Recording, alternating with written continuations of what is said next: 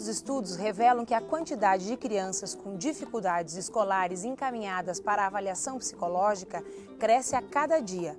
Por isso, o mau desempenho na escola está entre as principais queixas de quem procura atendimento nos serviços de saúde mental. Preocupados com essa realidade, um grupo de pesquisadores do curso de Psicologia aqui da UPF busca encontrar estratégias que auxiliem na redução deste quadro. Para falar sobre o assunto, estão aqui no estúdio a professora Ciomara Benincá, que é doutora em Psicologia e coordenadora da pesquisa, e a professora Carla Ventura Tarasconi, que é mestre em Psicologia. Antes de iniciarmos nossa conversa, acompanhe a reportagem produzida pelo Núcleo Experimental de Jornalismo da GECOM, em parceria com a UPF TV. Quando se aprende a falar, se começa a estudar, isso não acaba nunca. E só vai saber ler, só vai saber escrever, quem aprendeu beabá. É com as pequenas mãos que eles arriscam as primeiras letras. E se não dá certo, a borracha está por perto para apagar e tentar de novo. Aprender nem sempre é fácil. É uma atividade diária para toda a vida que exige persistência, atenção e boa vontade. E para as crianças a tarefa é ainda mais importante. É nos primeiros anos escolares que inicia o longo caminho de aprendizado. E para que aprendam de verdade, é preciso que em sala de aula as atenções estejam voltadas para os conteúdos. Mas nessa fase em que tudo é novidade, fatores externos como a relação familiar podem interferir no processo. A criança é um reflexo da organização familiar, né? Especialmente ali nos primeiros anos escolares, todas as questões familiares permeiam o comportamento da criança na escola. Se ela tem uma dificuldade, se ela passa por um momento de mudança, um trauma importante, toda aquela energia que ela deveria estar usando para a aprendizagem acaba sendo desviada para resolver questões de ordem emocional. Então, aparecem as dificuldades na forma de desatenção, agitação, às vezes comportamento agressivo, né? Dificuldades em matemática, que requer muita concentração. A maioria das dificuldades de aprendizagem está ligada ao desvio de atenção. Esse é um dos dados revelados pelo estudo do curso de Psicologia da UPF. O objetivo do grupo é definir estratégias de diagnóstico para a saúde integral de crianças e adolescentes. Os dados utilizados pela pesquisa foram coletados no Serviço Assistencial de Avaliação Psicológica, projeto de extensão da universidade. O estudo analisou o comportamento de meninos e meninas entre 5 e 17 anos, que frequentam da pré-escola ao ensino médio. Nós fizemos esse levantamento no sentido de identificar até que ponto os instrumentos de avaliação psicológica conseguem dar conta das necessidades da criança que tem problemas na escola. As séries que mais apresentaram dificuldade foram ali entre primeira e terceira série, foram as crianças que nós avaliamos mais, sendo um número de meninos maior do que o número de meninas, né? E na sua grande maioria nós identificamos problemas de ordem familiar, né? Relacionadas a conflitos familiares, a mudanças significativas na vida da criança, que acabavam interferindo então no seu rendimento, e não identificamos de fato um problema cognitivo propriamente dito. Para os pais e professores, fica um alerta.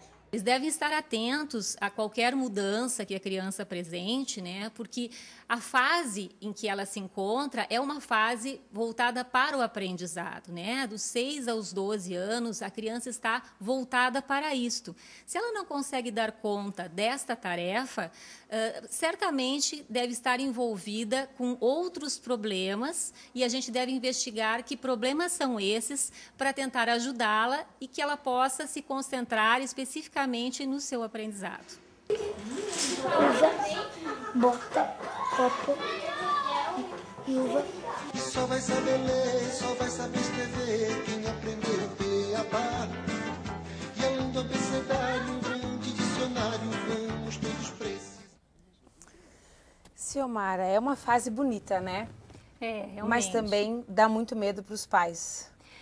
Na verdade, dá medo para os pais, dá medo para as próprias crianças, né? Toda essa nova fase, esse novo mundo, né? A criança começa a se independizar, ela começa a ter contato com um grupo maior do que o grupo familiar, né? Quer dizer, é um mundo de descobertas que é uma situação absolutamente nova para todos da família, né? Acaba gerando consequências no comportamento de todos os envolvidos. Carla, se escuta muito falar, eu sou oriunda, eu fiz magistério, né, ainda das normalistas, então trabalhei um período com crianças pequenas de primeira, segunda série, e já naquela época, 10 anos atrás, talvez um pouco mais, se ouvia falar, era a tal da moda da hiperatividade, da criança que tem dificuldade de se concentrar. Isso é, de fato, um fenômeno que vem se acentuando em virtude, talvez, do mundo que está ao redor dessa criança, ou não? É algo que sempre aconteceu, mas agora nós temos os instrumentos para perceber.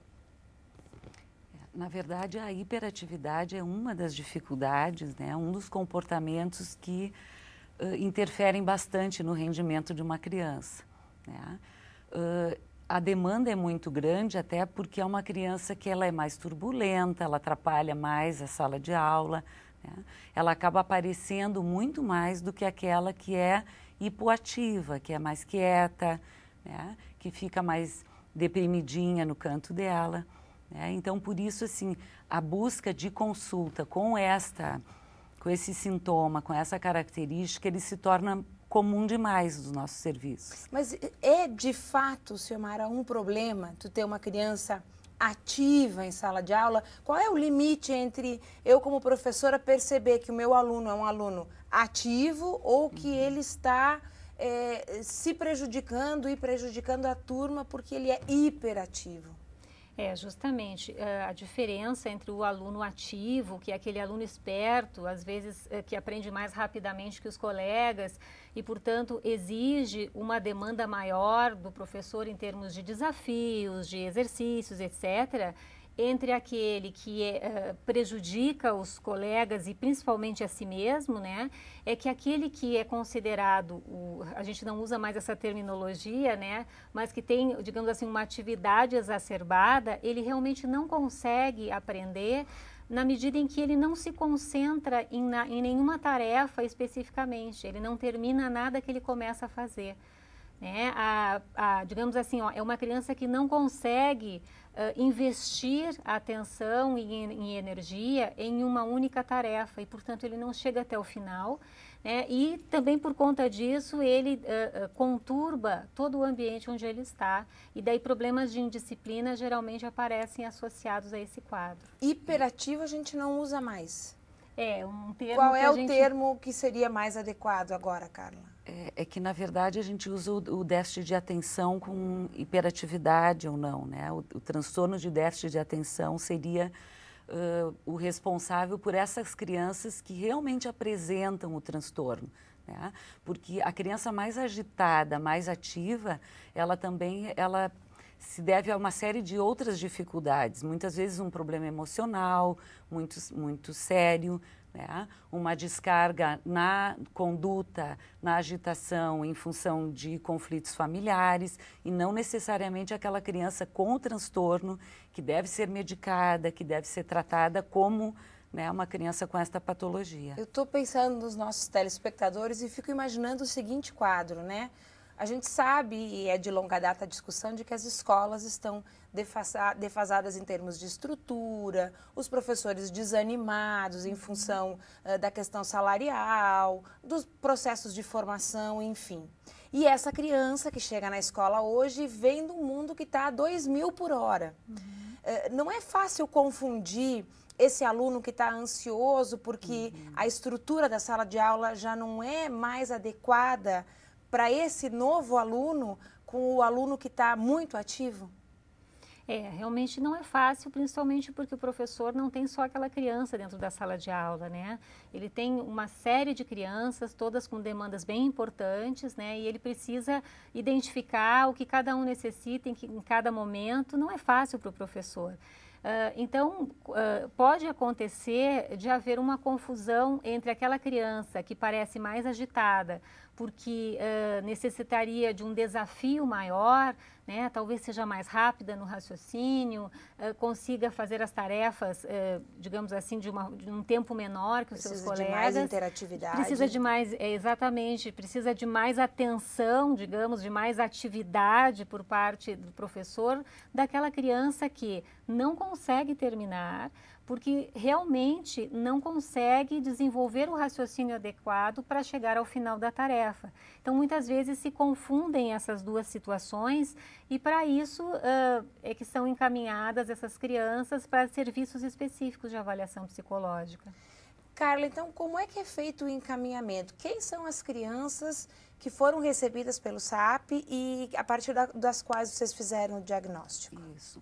Eu acho que até pensando no que a gente está conversando, né, dá para entender que o número de crianças encaminhadas é muito alto em função disso. As que atrapalham, as que têm mau desempenho, as que têm problemas de condutas, né?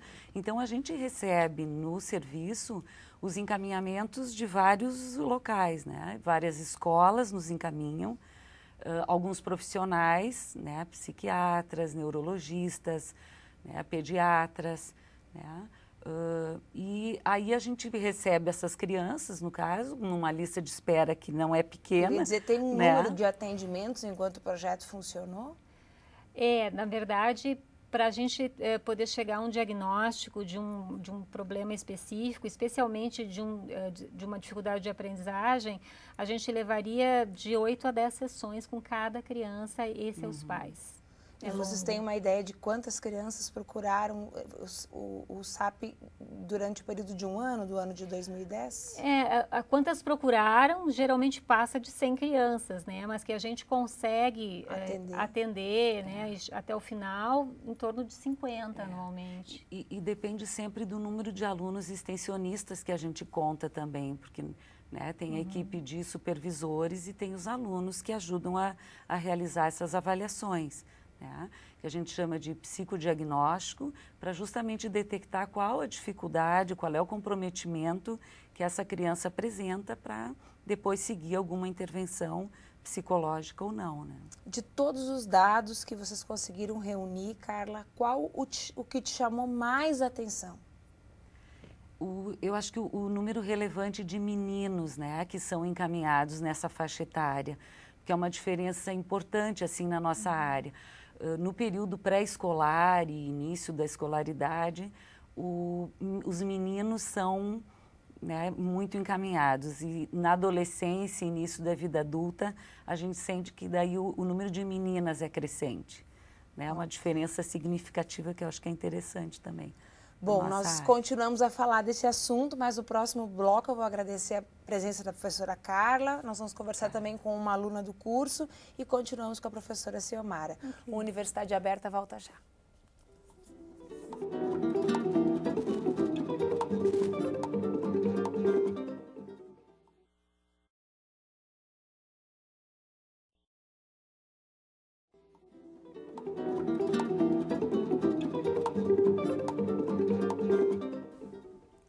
Crianças com problemas escolares de natureza cognitiva e ou comportamental são uma realidade.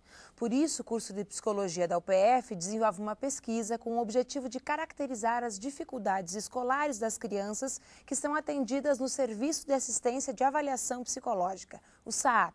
Para falar um pouco mais sobre os resultados das análises, a gente recebe a professora Ciomara Benincá, que é doutora em Psicologia e coordenadora da pesquisa, e também a aluna do 6º nível de Psicologia, Luíse Fossati.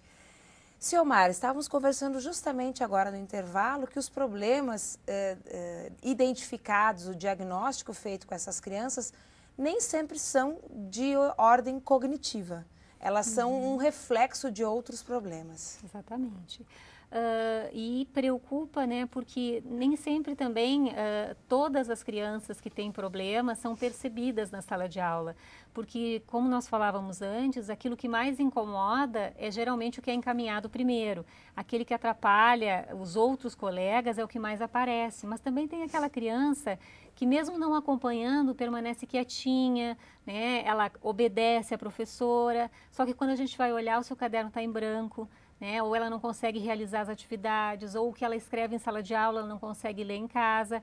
Só que como ela tem uma característica assim mais deprimida, né, mais introvertida, dificilmente é uma criança que tem visibilidade, né, e até os pais se darem conta, ou mesmo o professor chegar até ela ainda vai passar por muito sofrimento. Talvez ela passe desapercebida até as séries mais avançadas. Isso vai, digamos assim, mais adiante, né, reverter em dificuldades que muito anteriormente poderiam ter sido detectadas e as providências necessárias, né, teriam provavelmente resolvido o problema dela.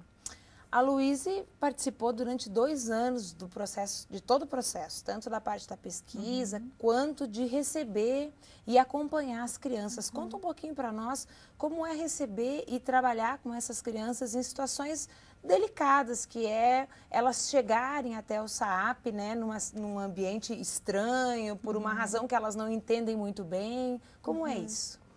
É uma experiência muito boa a gente poder ver na prática, né, o que a gente aprende em sala de aula, em algumas disciplinas. E é bem interessante tu ver de perto que essas crianças realmente passam por problemas emocionais ou de outra ordem. É bem interessante ver o que elas passam de perto e tu se sente gratificada de estar podendo ajudar de alguma forma, né? O comportamento, por exemplo, se ela é uma criança que tem dificuldade de concentração em sala de aula, esse comportamento ele se repete no atendimento? Às vezes, assim, depende de criança para criança. Não são sempre iguais, né? Cada uma apresenta uma forma, às vezes totalmente diferente do que vem a queixa, né? Pela escola ou pelos pais. Ou às vezes, sim, realmente se comportam como vem. E que instrumentos, então, Ciomara, vocês utilizam para, então, construir esse diagnóstico e confirmar o quadro dessa criança e fazer encaminhamentos, enfim? Realmente, assim como a Luíse dizia, nem sempre a criança vai se comportar exatamente do mesmo jeito, né? Ela está num ambiente estranho, como tu disseste, não é a sala de aula, ela não está entre os colegas, entre os iguais, né? Então, ela fica, às vezes, um pouco acuada e ela não mostra, né, toda essa agitação que ela pode mostrar em sala de aula. Até porque, quando ela está sendo avaliada por nós, ela tem uma pessoa exclusivamente para ela. E isso já faz com que ela se acalme naturalmente, né? Bom, num primeiro momento nós contamos muito com as informações dos pais, nós fazemos entrevistas longas chamadas anamnese, né? Onde a gente reconstrói todo o desenvolvimento da criança desde a concepção. É importante para a gente saber desde se ela foi desejada ou não, se é primeiro filho ou não, questões relativas ao parto e a todo o desenvolvimento, controle do xixi, né, chupeta, enfim, todas essas questões são importantes. Para nós também é importante saber a percepção que o professor tem daquela criança. Então a gente telefona para a escola, tenta o contato com o professor, procurando formar uma rede de apoio em torno dessa criança, né? Quer dizer, se a escola encaminha, ela também precisa saber que nós recebemos essa criança e que estamos avaliando e que precisamos do seu parecer sobre o que está acontecendo com ela. E depois nós começamos uma série de técnicas de avaliação que, dependendo da idade da criança, podem começar com uma hora de jogo, que a gente chama que é um momento de brincadeira, e depois a gente vai introduzindo algumas técnicas específicas de avaliação da inteligência, avaliação da personalidade e assim por diante. Essas técnicas são feitas pelos alunos. Pelos alunos. Junto com as crianças. Sim. E, Luíse, o que mais te chamou a atenção nesse processo? Não um caso em particular, mas assim, acompanhando essas crianças durante essas sessões que às vezes são extensas, né? São várias. O que mais me chamou a atenção é o que a gente vem comentando até agora, que realmente as causas por elas estarem apresentando esses problemas na escola são de causas emocionais e não orgânicas, como muitos pensam, né? que pode estar aparecendo. Quer dizer, ele tem problema em sala de aula, mas não porque ele não consiga aprender, é porque tem algo externo à escola e à própria sala de aula que está incomodando. Exatamente. Às vezes nós estamos diante de problemas de fato, né? Normalmente são crianças que já tiveram problemas relativos ao nascimento, né? Que os pais relatam que nasceram roxinhas, são crianças que já tiveram problemas psicomotores, demoraram para caminhar, demoraram para falar. E isso, quando entra na escola, também vai aparecer como uma demora para aprender, né? Então, o problema de aprendizagem geralmente vem com um histórico de dificuldades que a criança vem tendo na aquisição de habilidades básicas, né? Também tem aquela criança que chega na escola e se depara com um problema específico de leitura, por exemplo, que a gente chama de dislexia. Quer dizer, claro, existem também essas dificuldades de ordem cognitiva. Porém, a grande maioria das crianças que chegaram até nós, que nós avaliamos, tinham bastante dificuldades relacionadas a questões de ordem emocional. Né, deste grupo que nós avaliamos. Tu fizeste um comentário no intervalo que eu acho pertinente a gente compartilhar com a comunidade, porque às vezes as pessoas não conhecem o trabalho desses profissionais. Tu disseste que é fundamental o acompanhamento e o trabalho realizado nesses casos pelos assistentes sociais. Realmente, nós psicólogos que fazemos a avaliação desses casos, nós, ao final do processo, que leva de 8 a 10 sessões, mais ou menos, nós damos uma devolução, tanto para os pais, quanto para a criança e para a própria escola, com indicações terapêuticas. Porém, essas indicações terapêuticas necessitam de um acompanhamento no sentido de ajudar os pais a, digamos assim, encarar as mudanças necessárias para que essa situação melhore. E neste momento a gente sente a necessidade de ter a parceria com os assistentes sociais, né? Eu ia perguntar antes para a Luísa, que também está há tanto tempo no projeto, se ela sente que os pais estão preparados, dispostos a fazer as mudanças necessárias, porque às vezes nem os pais entendem o que está acontecendo e são resistentes em função do seu dia a dia, da pressa, da questão do trabalho, enfim. Esses pais, eles estão dispostos, estão abertos. O fato do pai levar o seu filho até o SAAP é indício de alguma coisa ou não? Ele está simplesmente cumprindo uma norma da escola? Não, com certeza tem muitos pais que estão dedicados à melhora do seu filho e tem também casos de pais que começam a achar empecilhos, né, para abandonar a avaliação. Quando a gente começa a ver algumas coisas emocionais ou algum acontecimento na família, os pais mesmos se tornam resistentes e abandonam, porque os filhos só vão se os pais levam, né, e acabam que abandonando a avaliação. Tem casos, sim, disso. A maioria das crianças avaliadas, elas são de classes de primeira, segunda, terceira série, agora agora não é mais série, né? É ano. É ano. Ou são crianças já do ensino médio?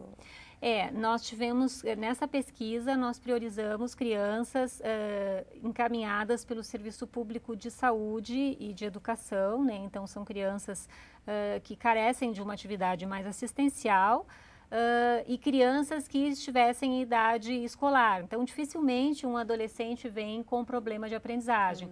Nós recebíamos, na época, crianças até, digamos assim, 17 anos, se estivessem em idade escolar, nós receberíamos, né? Mas quando o adolescente chega para avaliação, normalmente é com problema comportamental, né? Dificilmente o problema de aprendizagem é a principal queixa nessa faixa etária. Ele pode ser uma consequência. Exatamente. Ciomara, de todos os dados que vocês levantaram, desse diagnóstico que vocês construíram, existe algo que possa apontar para alguns caminhos, quer dizer, para onde a gente vai? Bom, nós detectamos isso, detectamos que os problemas não são só cognitivos, que são frutos de uma vida pregressa da criança e à escola, enfim, para onde é que nós vamos daqui em diante?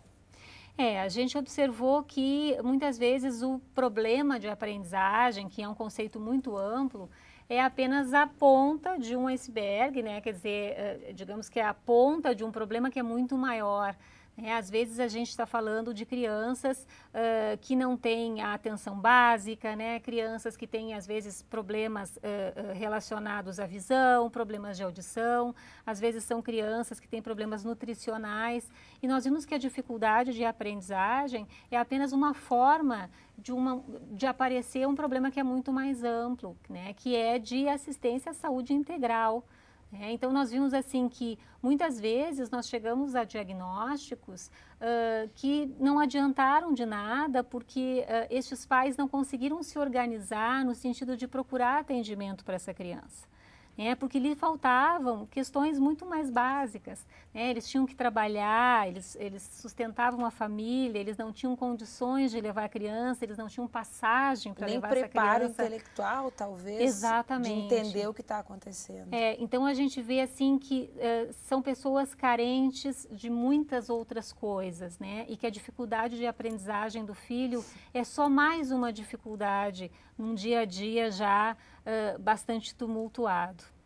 Tá ok, eu quero agradecer a Ciomara pela presença, quero agradecer a Luísa e a Carla que esteve no outro bloco e parece que o projeto para o ano que vem tem novidades, ele vai mudar um pouquinho o formato, mas isso vocês vão ter que nos acompanhar num próximo Universidade Aberta porque o de hoje termina por aqui. Na semana que vem nós retornamos com uma outra pesquisa realizada na UPF. Até lá!